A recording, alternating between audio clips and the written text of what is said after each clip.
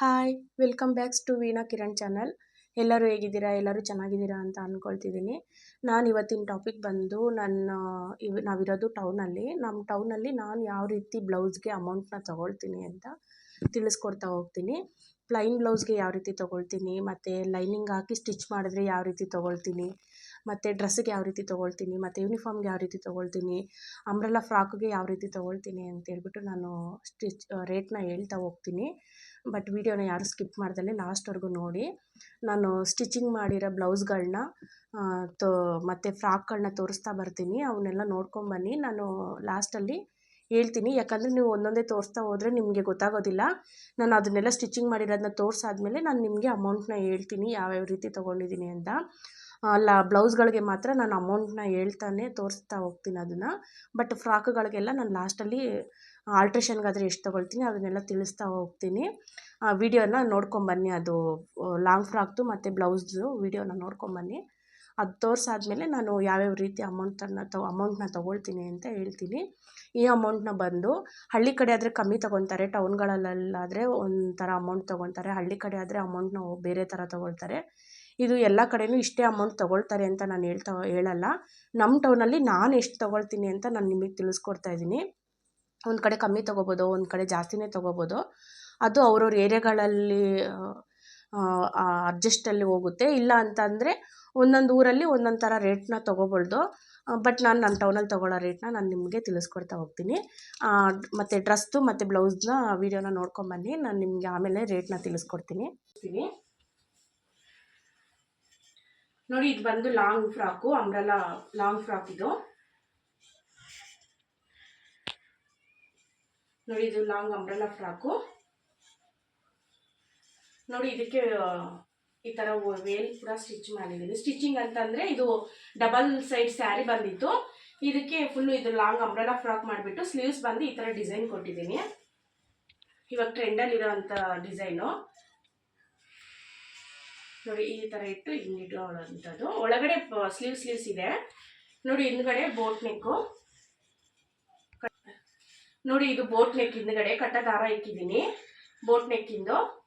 ಯಾಕಂದರೆ ಇದು boat neck ಇಕ್ಕಿಲ್ಲ ಅಂತಂದರೆ ಮಕ್ಕಳಿಗೆ ಮಾಮೂಲಿ ಡಿಪ್ ಇಕ್ಬಿಟ್ರೆ ಕತ್ತು ತೂರೋದಿಲ್ವಲ್ಲ, ಅದಕ್ಕೆ ಹಿಂದ್ಗಡೆ ಬೋಟ್ ನೆಕ್ ಇಕ್ಕಿದ್ದೀನಿ. ಈ ದಾರ ಬಿಚ್ಚಿದ್ರೆ ನೀಟಾಗಿ ಸಲೀಸಾಗಿ ಹೋಗುತ್ತೆ ಅಂತ. ಫುಲ್ ಇದು ಲಾಂಗ್ ಫ್ರಾಕು. ಇದಕ್ಕೆ ವೇಲ್ ಇದು, ಮತ್ತು ಸೊಂಟಕ್ಕೆ ಕಟ್ಕೊಳ್ಳೋಕ್ಕೆ ಡಾಬು. ಸೊಂಟಕ್ಕೆ ಕಟ್ಟೋಕ್ಕೆ ಡಾಬ್ ಕೂಡ ಇದರಲ್ಲೇ ರೆಡಿ ಮಾಡಿದ್ದೀನಿ. ಇದೊಂದು ಫ್ರಾಕು, ಮತ್ತು ಇದು ಬಂದು ಫ್ರಿಲ್ ಇಟ್ಟಿರೋದು. ಇದು 13 ವರ್ಷದ ಹುಡುಗಿನೇ. ಫುಲ್ ಪಫ್ ಇಟ್ಬಿಟ್ಟು ಪಟ್ಟಿ ಕೊಟ್ಟಿದ್ದೀನಿ. ಇದು ಅಷ್ಟೇ ಹಿಂದ್ಗಡೆ ಕಟ್ಟ ದಾರ ಇಕ್ಕಿದ್ದೀನಿ. ಇದು ಫುಲ್ ಎಲ್ಲ ಪಾಲಿಸ್ಟರ್ ಲೈನಿಂಗ್ ಹಾಕಿ ಸ್ಟಿಚ್ ಮಾಡಿರೋ ಅಂಥದ್ದು. ಪಾಲಿಸ್ಟರ್ ಲೈನಿಂಗ್ ಇದು, ಕಾಟನ್ ಲೈನಿಂಗ್ ಅಲ್ಲ. ಇದಕ್ಕೂ ಕೂಡ ವೇಲು ಮತ್ತು ಸೊಂಟಕ್ಕೆ ಡಾಬ್ ಬಂದಿದೆ.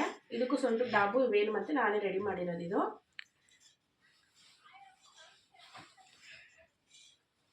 ಮತ್ತು ಇದೊಂದು ಲಂಗ ಬ್ಲೌಸು.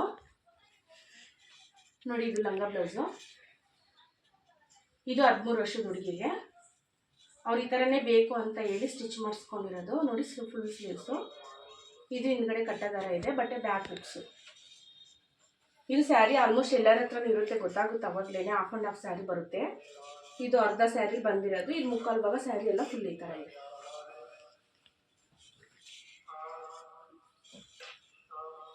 ಇದು ಬಂದು ಲೆಹೆಂಗಾ. ಈ ಥರ ಲಟ್ಕನ್ಸ್ ಕೊಟ್ಟು ಸ್ಟಿಚ್ ಮಾಡಿರೋದು. ಇದಕ್ಕೆ ಮುಂದ್ಗಡೆ ಪ್ರಿನ್ಸಸ್ ಕಟ್ಟು. ಇದು ಬಂದು ಒಂದು 20 ವರ್ಷ ಇರ್ಬೋದು ಆ ಹುಡುಗಿಗೆ, ಡಿಗ್ರಿ ಕಾಲೇಜು. ಬಟ್ ಆ ಹುಡುಗಿ ಸ್ವಲ್ಪ ಸಣ್ಣ ಇರೋದ್ರಿಂದ ಈ ಥರ ಬಂದಿದೆ. ಮುಂದ್ಗಡೆ princess cut, back boat neck, back hooks. ನೋಡಿ, ಇದೊಂದು ನೋಡಿ, ಇದೊಂದು ಡ್ರೆಸ್ಸು. ಇದು ಇನ್ನು ಹಿಂದ್ಗಡೆ ದಾರ ಕಟ್ಟ ದಾರ ಇಡಬೇಕು, ಇದು ಇಟ್ಟಿಲ್ಲ. ಇದು ಬಂದು ಆ ಹುಡುಗಿ ಒಂದು 3ನೇ ಕ್ಲಾಸು ಏನೋ ಓದ್ತಾ ಇದೆ, ಆ ಹುಡುಗಿದು ಡ್ರೆಸ್ಸು. ನೋಡಿ, ಹಿಂದ್ಗಡೆ ಕಟ್ಟಕ್ಕೆ ಇಟ್ಕೊಂಡಿದ್ದೀನಿ. ಮತ್ತು ಇದು ಈ ಥರ ಸ್ಲೀವ್ಸು. ಅವಾಗಲೇ ಒಂದು ಫ್ರಾಕು ತೋರಿಸಿದ್ನಲ್ಲ, ಸೇಮ್ ಅದೇ ಸ್ಲೀವ್ಸೇನೆ. ಬಟ್ ಇದಕ್ಕೆ ಈ ಥರ ಲೇಸ್ ಬೇಕು ಅಂತ ಹೇಳಿದ್ರು, ಈ ಥರ ಲೇಸ್ ಇಟ್ಕೊಟ್ಟಿದ್ದೀನಿ 2 ಕಡೆನೂ. ಒಳಗಡೆ ಸ್ಲೀವ್ಸ್ ಕೂಡ ಇದೆ.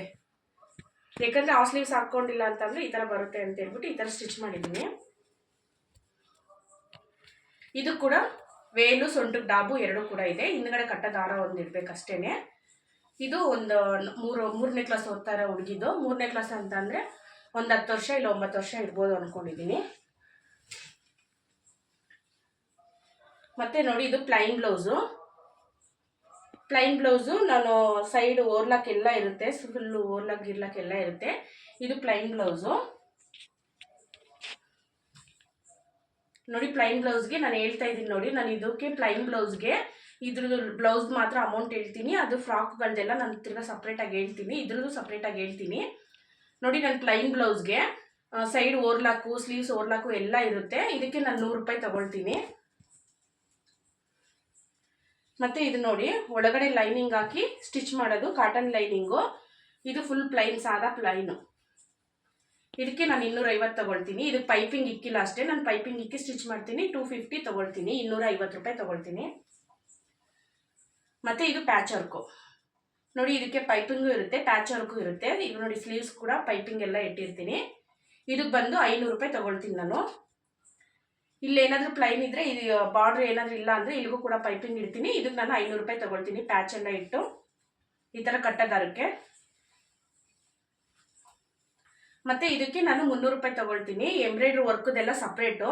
ನಾನು ಮಾತ್ರ ಕಾಟನ್ ಒಳಗಡೆ ಲೈನಿಂಗ್ ಹಾಕಿ ಈ ಥರ ಸೈಡ್ ಓರ್ಲಾಕೆಲ್ಲ ಹಾಕಿ ಈ ಥರ ಕಟ್ಟ ದಾರ ಇಟ್ಟು ಸ್ಟಿಚ್ ಮಾಡೋದಕ್ಕೆ 300 ರೂಪಾಯಿ ತೊಗೊಳ್ತೀನಿ ನಾನು ಅಷ್ಟೇ ಇದಕ್ಕೆ. ಬಟ್ ಇದು ವರ್ಕದೆಲ್ಲ ಸಪ್ರೇಟು. ಅದು ನಾನು ಬರೀ ಸ್ಟಿಚಿಂಗ್ ಮಾತ್ರ ಹೇಳ್ತಾ ಇದ್ದೀನಿ. ಇದಿಷ್ಟು ತೊಗೊಳ್ತೀನಿ. ಹಾಯ್, ಇವಾಗ ನೋಡ್ಕೊ ಬಂದ್ರಲ್ಲ, ನಾನು ಫ್ರಾಕ್ದು ಮತ್ತು ಬ್ಲೌಸ್ದು ಎಲ್ಲ ಸ್ಟಿಚಿಂಗ್ ಮಾಡಿರೋದು ಮತ್ತು ಬ್ಲೌಸ್ದು ರೇಟ್ ಎಲ್ಲ ಹೇಳಿದ್ದೀನಲ್ಲ. ಇಲ್ಲಿ ಏನಾಗುತ್ತೆ ಅಂತ ಅಂದರೆ, ಯಾರಾದರೂ ಬ್ಲೌಸು ಸ್ಟಿಚಿಂಗ್ ಕೊಡೋದಕ್ಕೆ ಅಂತ ಬರ್ತಾರಲ್ಲ, ಬಂದಾಗ ಕಸ್ಟಮರು ಫಸ್ಟಿಗೆ ಕೇಳ್ತಾರೆ, ಒಂದು ಬ್ಲೌಸ್ ಸ್ಟಿಚ್ ಮಾಡೋದಕ್ಕೆ ಎಷ್ಟು ತೊಗೊಳ್ತೀರಾ ಅಂತ ಕೇಳ್ತಾರೆ. ನಾವೇನಂತೀವಿ ಅಂತಂದರೆ, ಮೇಡಮ್ ನಾವು 250 ತೊಗೊಳ್ತೀವಿ ಅಂತ ಹೇಳ್ತೀವಿ. ಸರಿ ಅಂತ ಹೇಳ್ಬಿಟ್ಟು ಅವರು, ಹೌದಾ ಸರಿ ಆಯಿತು, ಇದೊಂದು ಬ್ಲೌಸ್ ಹೊಲ್ಕೊಡಿ ಅಂತೇಳ್ಬಿಟ್ಟು ಕೊಡ್ತಾರೆ. ಕೊಟ್ಟಾದಮೇಲೆ ಏನಂತಾರೆ ಅಂದರೆ, ಅವರು ಸ್ಟಿಚಿಂಗ್ ಎಲ್ಲ ಕೊಟ್ಟಾದಮೇಲೆ ಹಿಂದ್ಗಡೆ ಸ್ವಲ್ಪ ಕಟ್ಟ ದಾರ ಇಟ್ಕೊಟ್ಬಿಡಿ, ಮತ್ತು ಈ ಥರ ಡಿಸೈನ್ ಇಟ್ಕೊಟ್ಬಿಡಿ, ಈ ಥರ ಪಫ್ ಎಲ್ಲ ಬರೋ ಥರ ಇಟ್ಕೊಡಿ, ಹಿಂದ್ಗಡೆ ಪ್ಯಾಚ್ ವರ್ಕ್ ಎಲ್ಲ ಮಾಡಿಕೊಡಿ ಅಂತ ಹೇಳ್ತಾರೆ. ಇಲ್ಲ ಮೇಡಮ್, ಇದೆಲ್ಲ ಮಾಡಬೇಕಂದ್ರೆ ಜಾಸ್ತಿ ಅಮೌಂಟ್ ಆಗುತ್ತೆ ಅಂದರೆ, ಅಲ್ಲ ಇವಾಗ ತಾನೇ 250 ಹೇಳಿದ್ರೆ ಇವಾಗ ನೋಡಿದ್ರೆ ಜಾಸ್ತಿ ಅಮೌಂಟ್ ಕೇಳ್ತಾ ಇದ್ದೀರಾ ಅನ್ನೋ ಥರ ಕಸ್ಟಮರ್ ಕೂಡ ಇರ್ತಾರೆ. ಅದಕ್ಕೋಸ್ಕರ ನಾನು ಹೇಳ್ತಾ ಇದ್ದೀನಿ, ಯಾರಾದರೂ ಆಗಲಿ ಬ್ಲೌಸ್ ಸ್ಟಿಚ್ ಮಾಡೋಕ್ಕೆ ಕೊಟ್ಟಾಗ ನಾವು ಕನ್ಫ್ಯೂಸ್ ಮಾಡ್ಕೋಬಾರ್ದು. ಅವರು ಫಸ್ಟಿಗೆ ಬ್ಲೌಸ್ ಸ್ಟಿಚ್ ಮಾಡೋಕ್ಕೆ ಎಷ್ಟು ತೊಗೊಳ್ತೀರಾ ಅಂತಂದರೆ, ನಾವು ಬರೀ ಲೈನಿಂಗ್ ಹಾಕಿ ಸ್ಟಿಚ್ ಮಾಡೋಕ್ಕೆ ಇಷ್ಟು ತೊಗೊಳ್ತೀವಿ ಅಂತ ಹೇಳ್ಬೇಕು. ನಾವು ಬರೀ 250 ತೊಗೊತೀವಿ ಅಂತ ಅಂದರೆ ಈ ಥರ ಎಲ್ಲ ಡಿಸೈನ್ಗಳೆಲ್ಲ ಹೇಳ್ತಾರೆ. ಆವಾಗ ನಮಗೆ ಕನ್ಫ್ಯೂಸ್ ಆಗಿಬಿಡುತ್ತೆ, ನಾವು ಎಷ್ಟು ಅಮೌಂಟ್ ಹೇಳ್ಬೇಕು, ಅವ್ರು ಎಷ್ಟು ಕೊಡ್ತಾರೆ ಅನ್ನೋದೇ ಕನ್ಫ್ಯೂಸ್ ಆಗಿಬಿಡುತ್ತೆ. ಇವಾಗ ನಾವು ಒಂದು 50 ರೂಪಾಯಿ ಕಮ್ಮಿ ಕೇಳಿದ್ದೀವಿ ಅಂತ ಅಂದರೆ, ಅವ್ರು ಇನ್ನೂ ಒಂದು 50 ರೂಪಾಯಿ ಕಮ್ಮಿ ಕೊಡೋಕ್ಕೆ ಸ್ಟಾರ್ಟ್ ಮಾಡ್ತಾರೆ. ಅದಕ್ಕೆ ನಾವೇನು ಟಾರ್ಗೆಟ್ ಇಟ್ಕೋಬೇಕು ಅಂದರೆ, ಒಂದು 10 ರೂಪಾಯಿ ಸ್ವಲ್ಪ ಜಾಸ್ತಿ ಹೇಳಬೇಕು. ಆವಾಗ ಒಂದು 10 ರೂಪಾಯಿ ಅವ್ರು ಕರೆಕ್ಟಾಗಿ ಕಮ್ಮಿ ಕೊಟ್ಟಾಗ ನಮಗೆ ಸರಿ ಹೋಗುತ್ತೆ. ಕೆಲವರು ಹೇಳ್ದಷ್ಟೇ ರೇಟ್ ಕೊಡ್ತಾರೆ, ಕೆಲವರು ಹೇಳ್ದಷ್ಟು ರೇಟ್ ಕೊಡೋದಿಲ್ಲ. ಆವಾಗ ನಮಗೆ ಸ್ವಲ್ಪ ಪ್ರಾಬ್ಲಮ್ ಆಗಿಬಿಡುತ್ತೆ. ಅದಕ್ಕೆ ಫಸ್ಟು ಅವರು ಬ್ಲೌಸ್ ಸ್ಟಿಚ್ ಮಾಡೋಕ್ಕೆ ಕೊಟ್ಟಾಗ, ಆಯಿತು ಮೇಡಮ್, ನಿಮಗೆ ಇದು ಬರೀ ಲೈನಿಂಗ್ ಹಾಕಿ ಸ್ಟಿಚ್ ಮಾಡೋದು ಅಷ್ಟೇನಾ, ಇಲ್ಲ ಹಿಂದ್ಗಡೆ ಕಟ್ಟ ದಾರ ಏನಾದರೂ ಇಡಬೇಕಾ, ಇಲ್ಲಾಂದರೆ ಲೈನಿಂಗ್ ಏನಾದರೂ ಹಾಕಬೇಕಾ, ಇಲ್ಲಾಂದರೆ ಪ್ಯಾಚ್ ವರ್ಕ್ ಏನಾದ್ರು ಮಾಡಬೇಕಾ, ಆ ಥರ ಎಲ್ಲ ನೀವು ಕೇಳಿಬಿಟ್ಟು ಆಮೇಲೆ ನಿಮ್ಮದು ರೇಟ್ನ ನೀವು ಹೇಳಿ. ಇಲ್ಲ ನಮಗೆ ರೇಟ್ ಹೇಳೋಕ್ಕೆ ಬರ್ತಾ ಇಲ್ಲ, ಕನ್ಫ್ಯೂಸ್ ಆಗಿಬಿಡುತ್ತೆ, ಇವ್ರಿಗೊಂಥರ ರೇಟ್ ಹೇಳ್ತಾ ಇದ್ದೀವಿ, ಅವ್ರಿಗೊಂಥರ ರೇಟ್ ಹೇಳ್ತಾ ಇದ್ದೀವಿ, ಯಾವ ರೀತಿ ಯಾವ ಬ್ಲೌಸ್ಗೆ ಯಾವ್ಯಾವ ರೀತಿ ಅಮೌಂಟ್ ತೊಗೋಬೇಕು ಅಂತ ಗೊತ್ತಾಗಿಲ್ಲ ಅಂತಂದರೆ, ಒಂದು ಬುಕ್ ತೊಗೊಬಿಡಿ. ಒಂದು ಬುಕ್ಕು, ಒಂದು ಪೆನ್ ತೊಗೊಂಡು ನೀವು ಲಿಸ್ಟ್ ಮಾಡ್ಕೊಂಬಿಡಿ. ಆಲ್ಟ್ರೇಷನ್ಗೆ ನಾನು ಎಷ್ಟು ತೊಗೋಬೇಕು, ಮತ್ತು ಲೈನಿಂಗ್ ಹಾಕಿ ಸ್ಟಿಚ್ ಮಾಡೋದಕ್ಕೆ ಎಷ್ಟು ತೊಗೋಬೇಕು, ಜಿಗ್ಜಾಗ್ ಫಾಲ್ಸ್ಗೆ ಎಷ್ಟು ತೊಗೋಬೇಕು, ಪ್ಲೈನ್ ಬ್ಲೌಸ್ಗೆ ನಾನು ಎಷ್ಟು ತೊಗೋಬೇಕು ಅಂತೇಳ್ಬಿಟ್ಟು ಎಲ್ಲ ಬರೆದಿಟ್ಕೊಂಬಿಡಿ. ಬರೆದಿಟ್ಕೊಂಡಾಗ ಅವ್ರು ಬಂದ ತಕ್ಷಣ ಕೇಳಿದಾಗ, ಇಷ್ಟು ಅಮೌಂಟ್ ಆಗುತ್ತೆ ಮೇಡಮ್, ಲೈನಿಂಗ್ ಹಾಕಿ ನಾವು ಸ್ಟಿಚ್ ಮಾಡೋದಕ್ಕೆ ಇಷ್ಟ ಆಗುತ್ತೆ, ನಾನು ಲೈನಿಂಗ್ ಮಾಡ್ದಲೇ ಸ್ಟಿಚ್ ಮಾಡೋಕ್ಕೆ ಇಷ್ಟ ಆಗುತ್ತೆ, ಪಾಲಿಸ್ಟರ್ದು ಬಟ್ಟೆ ಲೈನಿಂಗ್ ಹಾಕೋದಕ್ಕೆ ಇಷ್ಟು ಅಮೌಂಟ್ ಆಗುತ್ತೆ, ಕಾಟನ್ ಲೈನಿಂಗ್ ಹಾಕೋಕ್ಕೆ ಇಷ್ಟು ಅಮೌಂಟ್ ಆಗುತ್ತೆ ಅಂತ ಹೇಳ್ಬಿಡಿ. ಯಾಕಂದರೆ ಪಾಲಿಸ್ಟರ್ದಾದರೆ ಕಮ್ಮಿ ರೇಟ್ ಇರುತ್ತೆ, ಕಾಟನ್ದಾದರೆ ಸ್ವಲ್ಪ ಅಮೌಂಟ್ ಜಾಸ್ತಿ ಇರುತ್ತೆ. ಅದರಿಂದ ನೀವು ಸ್ಟಿಚ್ ಮಾಡಿರೋದ್ರ ಮೇಲೆ ನಮ್ಗೊಂದು 10 ರೂಪಾಯಿ 20 ರೂಪಾಯಿ ಲಾಭ ಬರಲಿ ಅಂತಲೇ ಅಲ್ವಾ ನಾವು ಸ್ಟಿಚ್ ಮಾಡೋದು. ಅದಕ್ಕೋಸ್ಕರ ನೀವು ಒಂದು ಬುಕ್ ತೊಗೊಂಬಿಟ್ಟು ಒಂದು ಲಿಸ್ಟ್ ಮಾಡ್ಕೊಂಬಿಡಿ. ಯಾಕಂದರೆ ತಕ್ಷಣ ಕೇಳಿದಾಗ ನಮಗೂ ಕೂಡ ಮೈಂಡ್ ಕನ್ಫ್ಯೂಸ್ ಆಗಿಬಿಡುತ್ತೆ. ಇವ್ರು ಈ ಥರ ಕೇಳ್ತಿದ್ದಾರಲ್ಲ, ಎಷ್ಟು ಹೇಳಬೇಕು, ಏನು ಹೇಳಬೇಕು ಅನ್ನೋದು ಕೂಡ ನಮಗೆ ಕನ್ಫ್ಯೂಸ್ ಆಗಿಬಿಡುತ್ತೆ. ಅದರಿಂದ ಒಂದು ಬುಕ್ ತೊಗೊಂಡು ಲಿಸ್ಟ್ ಮಾಡಿಕೊಂಡು ನೀವು ಇದನ್ನು ಅನುಸರಿಸ್ಕೊಳ್ತಾ ಬಂದರೆ ನಿಮಗೆ ಸ್ವಲ್ಪ ಅವಾಗ ನಾಲೆಡ್ಜ್ ಬಂದ್ಬಿಡುತ್ತೆ. ಸ್ಟಾರ್ಟಿಂಗ್ ನಾವು ಟೈಲರಿಂಗ್ ಕೆಲಸ ಮಾಡ್ತಾ ಇರ್ತಾರಲ್ಲ, ಇವಾಗ ಹೊಸ್ದಾಗಿ ಕೆಲಸ ಮಾಡ್ತಿರ್ತಾರಲ್ಲ ಅವ್ರಿಗೆ ಸ್ವಲ್ಪ ಕನ್ಫ್ಯೂಸ್ ಆಗುತ್ತೆ. ನಾನು ಎಷ್ಟು ತೊಗೊಬೇಕು, ಎಷ್ಟು ಬಿಡಬೇಕು, ನನಗೆ ಎಷ್ಟು ಲಾಭ ಬರುತ್ತೆ, ನನಗೆ ಎಷ್ಟು ಅಮೌಂಟ್ ಬರುತ್ತೆ ಇದರಲ್ಲಿ ಅನ್ನೋದು ಅವ್ರಿಗೆ ಕನ್ಫ್ಯೂಸ್ ಇರುತ್ತೆ. ಈ ಥರ ಒಂದು ಬುಕ್ ತೊಗೊಂಡು ನೀವು ಲಿಸ್ಟನ್ನ ಮಾಡ್ಕೋಬೋದು.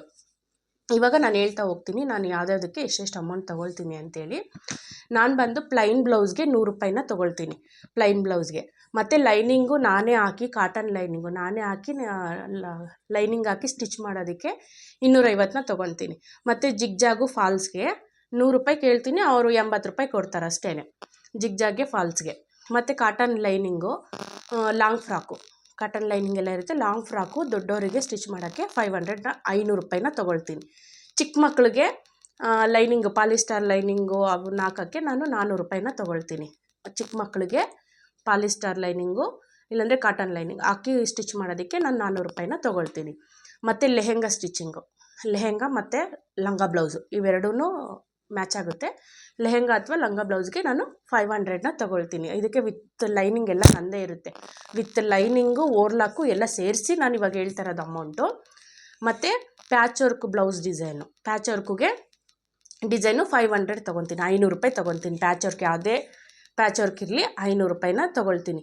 ನಾನು ಲೈನಿಂಗ್ ಹಾಕಿ ಬ್ಲೌಸ್ನ ಹೇಳ್ತೀನಲ್ಲ, ಅದಕ್ಕೆ ಹಿಂದ್ಗಡೆ ಲಟ್ಕನ್ಸ್ ಕೂಡ ಕಟ್ಟೋದು ಕೂಡ ಇರುತ್ತೆ. ಬೇಕು ಅಂದರೂ 250, ಬೇಡ ಅಂದ್ರೂ 250 ಇರುತ್ತೆ. ಮತ್ತು ಎಂಬ್ರಾಯ್ಡ್ರಿ ವರ್ಕು ಅವ್ರದ್ದೇ ಬೇರೆ ಇರುತ್ತೆ, ಅದು ಸಪ್ರೇಟ್ ಇರುತ್ತೆ. ಎಂಬ್ರಾಯ್ಡ್ರಿ ವರ್ಕ್ ಆಗಿರೋ ಬ್ಲೌಸ್ನ ಸ್ಟಿಚ್ ಮಾಡೋಕ್ಕೆ ನಾನು 300 ರೂಪಾಯಿನ ತೊಗೊಳ್ತೀನಿ. ಮತ್ತು ಪ್ಲೈನು ಡ್ರೆಸ್ಸು ಸ್ಟಿಚ್ ಮಾಡೋದಕ್ಕೆ 300 ರೂಪಾಯಿನ ತೊಗೊಳ್ತೀನಿ. ಮತ್ತು ಲೈನಿಂಗ್ ಹಾಕಿ ಸ್ಟಿಚ್ ಮಾಡೋದಕ್ಕೆ 500 ರೂಪಾಯಿನ ತೊಗೊತೀನಿ, ಕಾಟನ್ ಲೈನಿಂಗು. ಮತ್ತು ಇದಿಷ್ಟು ಬ್ಲೌಸ್ದು ಮತ್ತು ಡ್ರೆಸ್ದಾಯಿತು. ಇವಾಗ ನಾನು ಯೂನಿಫಾರಮ್ದು ಹೇಳ್ತೀನಿ. ನಾನು ಯೂನಿಫಾರಮ್ನ ಸ್ಟಿಚ್ ಮಾಡೋದು, ಇಲ್ಲಿ ಪಟ್ಟಿ ಬರುತ್ತಲ್ಲ, ಇದು ಪಟ್ಟಿ, ಆ ಥರ ಪಟ್ಟಿ ಬರೋದು ಸ್ಟಿಚ್ ಮಾಡೋದು ಕೂಡ 350 ತೊಗೊಳ್ತೀನಿ. ಮತ್ತು ಮಿಡಿ ಶರ್ಟು ಅದು ಕೂಡ ನಾನು 350ನ ತೊಗೊಳ್ತೀನಿ. ಮತ್ತು ಇನ್ನೊಂದು ಲೈನಿಂಗ್ ಇಲ್ಲದೆ ಇರೋದು ಚೂಡಿದಾರ್, ಲೈನಿಂಗ್ ಇಲ್ಲದೆ ಇರೋ ಚೂಡಿದಾರು, ಮಾಮೂಲಿ ಯೂನಿಫಾರ್ಮೇನೆ ಚೂಡಿದಾರು. ಏನಂದರೆ ಮಕ್ಕಳಿಗೆ ಇಲ್ಲಿಂದ ಮೇಲಕ್ಕೆ ಮಾತ್ರ ಸ್ವಲ್ಪ ಲೈನಿಂಗ್ ಹಾಕ್ತೀನಿ. ಲೈನಿಂಗ್ ಅಂದರೆ ಸಪ್ರೇಟಾಗಿ ಏನು ತಂದು ಹಾಕೋದಿಲ್ಲ, ಬಟ್ಟೆಲೇ ಇರುತ್ತಲ್ಲ ಅದರಲ್ಲೇ ಸ್ವಲ್ಪ ಲೈನಿಂಗ್ ಇಲ್ಲಿಂದ ಇಲ್ಲಿ ಗಂಟ ಮಾತ್ರ ಹಾಕ್ಕೊಡ್ತೀನಿ, ಚೆಸ್ಟಿಂದ ಮೇಲ್ಗಡೆ. ಅದಕ್ಕೆ ಬಂದು ನಾನು ಪ್ಲೈನ್ಗೆ 300 ರೂಪಾಯಿ ತೊಗೊಳ್ತೀನಿ. ಪ್ಲೈನು ಯೂನಿಫಾರ್ಮ್ಗೆ 300 ರೂಪಾಯಿ ತೊಗೊಳ್ತೀನಿ. ವಿತ್ ಕೋಟು ಚೂಡಿದಾರಿಗೆ ಮಾತ್ರ 300 ರೂಪಾಯಿ, ವಿತ್ ಕೋಟ್ ಇರೋದಕ್ಕೆ 400 ರೂಪಾಯಿನ ತೊಗೊಳ್ತೀನಿ. ಇದು ಯೂನಿಫಾರ್ಮ್ದಾಯಿತು. ಬಟ್ ಇವಾಗ ಆಲ್ಟ್ರೇಷನ್ಗೆ ಬರ್ತೀನಿ. ಆಲ್ಟ್ರೇಷನ್ಗೆ ಏನು ಅಂತಂದರೆ ನೈಟಿ ಕೆಲವ್ರು ಯಾವ ರೀತಿ ಅಂತಂದರೆ, ನಮ್ಮ ಥರ ಸ್ವಲ್ಪ ದಪ್ಪ ಇರೋರಾದರೆ ಸುಮ್ಮನೆ ಸೈಡ್ ಒಂದು ಸ್ಟಿಚ್ ಹಾಕಿಸ್ಕೊಂಡ್ಬಿಡ್ತಾರೆ, ಸೈಡು ಮತ್ತು ಹಾರ್ಮೋಲ್ ಸ್ಟಿಚ್ ಹಾಕೋದಕ್ಕೆ. ಅವ್ರಿಗಾದರೆ ನಾನು ಸೈಡು ಹಾರ್ಮೋಲ್ ಸ್ಟಿಚ್ಚು ಕೆಳಗಡೆ ಬಾಟಮ್ ಎಲ್ಲ ಸ್ಟಿಚ್ ಮಾಡಿಕೊಡ್ತೀನಿ, 50 ರೂಪಾಯಿ ತೊಗೊತೀನಿ. ಮತ್ತು ಕೆಲವರು ಏನು ಮಾಡ್ತಾರೆ ಅಂದರೆ, ಇದು ಹಾರ್ಮೋಲು ಇದು ಶೋಲ್ಡ್ರ್ ದೊಡ್ಡದಾಗಿರುತ್ತೆ, ಅವ್ರಿಗೆಲ್ಲ ಫುಲ್ಲು ಸ್ಟಿಚಿಂಗ್ ಬಿಚ್ಚಬೇಕು, ಇಲ್ಲಿ ಕಟ್ ಮಾಡಿಬಿಟ್ಟು ಹಾಕಬೇಕು. ಅವ್ರಿಗೆ ನಾವೇ ಬಿಚ್ಚಬೇಕು, ನಾವೇ ಕಟ್ ಮಾಡಬೇಕು, ಅವೆಲ್ಲ ಹಾಕಬೇಕು ಅಂತಂದರೆ ನಮ್ಗೆ ಇನ್ನೊಂದು ಹೊಸ ನೈಟಿನೇ ಹೊಲ್ದಷ್ಟು ಅನುಭವ ಆಗ್ಬಿಡುತ್ತೆ. ಆವಾಗ ನಾವು ಜಾಸ್ತಿ ಅಮೌಂಟ್ 100 ರೂಪಾಯಿ ಕೇಳಿದ್ರೆ ಅದಕ್ಕೆ ಇನ್ನೊಂದು 40 ರೂಪಾಯಿ ಹಾಕಿದ್ರೆ ಹೊಸ ನೈಟಿನೇ ಬರುತ್ತೆ. ಇದಕ್ಕೆ ಆಲ್ಟ್ರೇಷನ್ ಮಾಡೋಕ್ಕೆ ಇಷ್ಟೊಂದು ಕೇಳ್ತೀರಾ ಅಂತ ಕೇಳ್ತಾರೆ. ನಮ್ಮದು ಸ್ವಲ್ಪ ವರ್ಕ್ ಜಾಸ್ತಿ ಇರುತ್ತೆ, ಅದರಲ್ಲಿ ಅವ್ರು ಅರ್ಥ ಮಾಡ್ಕೊಳ್ಳಲ್ಲ ಅದನ್ನು. ಬಟ್ ಅವ್ರೇನಂತ ಅಂದರೆ, ಇವೆಲ್ಲ ಸ್ಟಿಚಿಂಗ್ ಎಲ್ಲ ಬಿಚ್ಚಿ ಎಲ್ಲ ಹಾಕ್ಕೊಡೋದಕ್ಕೆ ಇಷ್ಟೊಂದು ಕೇಳ್ತಾರೆ ಅಂತ ಅಂದ್ಕೊಳ್ತಾರೆ. ನಾನು ಅದಕ್ಕೆ 70 ರೂಪಾಯಿ ತೊಗೊಳ್ತೀನಿ. ಕೊಟ್ಟರೆ ಅದು 70 ರೂಪಾಯಿ ಕೊಡ್ತಾರೆ, ಇಲ್ಲ ಅಂದರೆ 50 ರೂಪಾಯಿನೇ ಕೊಡ್ತಾ ಹೋಗ್ತಾರೆ. ತಿರ್ಗಾ ಇನ್ನೊಂದು ಏನಂತಂದರೆ, ಡ್ರೆಸ್ಸು ಯಾವುದು ಬರೀ ಸ್ಲೀವ್ಸು ಅಟ್ಯಾಚಿಂಗು, ಡ್ರೆಸ್ಗೆ ಸ್ಲೀವ್ ಅಟ್ಯಾಚಿಂಗ್ ಮಾಡೋಕ್ಕೆ ಅದಕ್ಕೂ 50 ರೂಪಾಯಿನ ನಾನು ತೊಗೊತೀನಿ.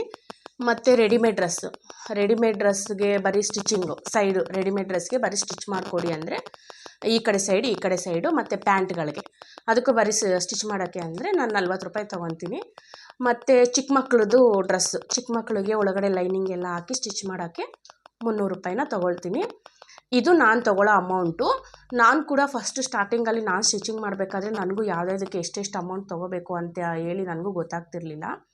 ನಾನು ಈ ಥರ ಬುಕ್ನಲ್ಲಿ ಬರೆದಿಟ್ಕೊಂಡೇ 1-2 ದಿವಸ, ಇಲ್ಲಾಂದರೆ ನೀವು ಪ್ರಿಂಟ್ ಮಾಡಿಬಿಟ್ಟು ಬೋರ್ಡ್ ಮೇಲೆ ಇಲ್ಲಿ ಗೋಡೆ ಮೇಲೆ ಹಾಕ್ಬಿಡಿ, ಬಂದವ್ರಿಗೆಲ್ಲ ಈಗ ಅಮೌಂಟ್ ಹೇಳೋಕ್ಕಾಗಲ್ಲ ಅಂದರೆ ಈ ಥರ ಗೋಡೆ ಮೇಲೆ ಹಾಕೊಂಬಿಟ್ರೆ ಯಾವುದಕ್ಕೆ ಎಷ್ಟೆಷ್ಟು ತೊಗೊತೀವಿ ಅಂತಲೂ ಗೊತ್ತಾಗುತ್ತೆ. ಇನ್ನೊಂದು ಬಂದು ನಾನು ಇನ್ನೊಂದು ಹೇಳಿಲ್ಲ, ಬೋಟ್ ನೆಕ್ಕು ಮತ್ತು ಪ್ರಿನ್ಸಸ್ ಕಟ್ಗೆ ನಾನು ಬೋಟ್ ನೆಕ್ಗಾದ್ರೂ 400 ತೊಗೊತೀನಿ, ಪ್ರಿನ್ಸಸ್ ಕಟ್ಗಾದ್ರೂ ನಾನು 400 ರೂಪಾಯಿ ತೊಗೊಳ್ತೀನಿ.